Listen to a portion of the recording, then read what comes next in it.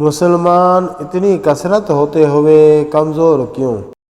حدیث شریف دیکھیں، رسول اللہ صلی اللہ علیہ وسلم نے فرمایا، قریب ہے کہ دیگر قومیں تم پر ایسے ہی ٹوٹ پڑیں جیسے کھانے والے پیالوں پر ٹوٹ پڑتے ہیں۔ تو ایک کہنے والے نے کہا، کیا ہم اس وقت تعداد میں کم ہو جائیں گے؟ یعنی ہم سے پیچھے جو مسلمان ہوں گے وہ کم ہو جائیں گے؟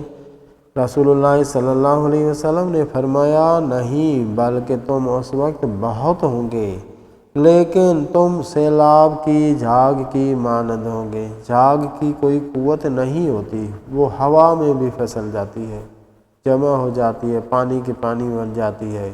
اللہ تعالیٰ تمہارے دشمن کے سینوں سے تمہارا خوف نکال دے گا اور تمہارے دلوں میں وہن ڈال دے گا۔